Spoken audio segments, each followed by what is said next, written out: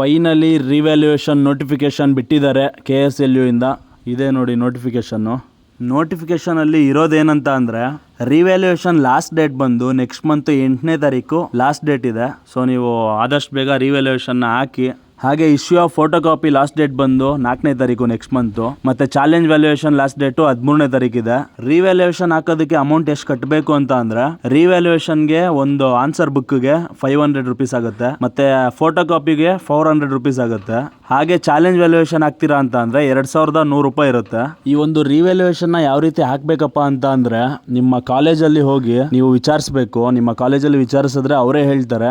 ನೀವು ಅಲ್ಲಿ online payment ಮಾಡೋದ್ರ ಮುಖಾಂತರ ನೀವು ರಿವ್ಯಾಲ್ಯೂಯೇಷನ್ ಹಾಕ್ಬೋದು. ಯಾರು ಸಹ ತಡ ಮಾಡ್ದಿರಾ ಆದಷ್ಟು ಬೇಗ ರಿವ್ಯಾಲ್ಯೂಯೇಷನ್ ಹಾಕ್ರಿ. 8ನೇ ತಾರೀಕು ಲಾಸ್ಟ್ ಡೇಟ್ ಇದೆ. ಎಲ್ರಿಗೂ ಒಳ್ಳೇದಾಗ್ಲಿ. ಥ್ಯಾಂಕ್ ಯು ಸೋ ಮಚ್ ವಿಡಿಯೋನ ನೋಡಿದ್ದಕ್ಕೆ. ಚಾನಲ್ನ ಸಬ್ಸ್ಕ್ರೈಬ್ ಆಗಿಲ್ಲ ಅಂದ್ರೆ ಬೇಗ ಸಬ್ಸ್ಕ್ರೈಬ್ ಆಗಿ. ಇಷ್ಟ ಆಗಿದ್ರೆ ವಿಡಿಯೋ ಒಂದು ಲೈಕ್ ಮಾಡಿ. ಮತ್ತೆ ಸಿಗೋಣ ನೆಕ್ಸ್ಟ್ ವಿಡಿಯೋದಲ್ಲಿ. ಟಚ್ಚಲ್ಲಿ ಇರೋಣ. KSLU ಯಾವುದೇ ಅಪ್ಡೇಟ್ ಬಂದ್ರೂ ಫಸ್ಟ್ ಅಪ್ಡೇಟ್ ಕೊಡ್ತೀನಿ. Thank you so much.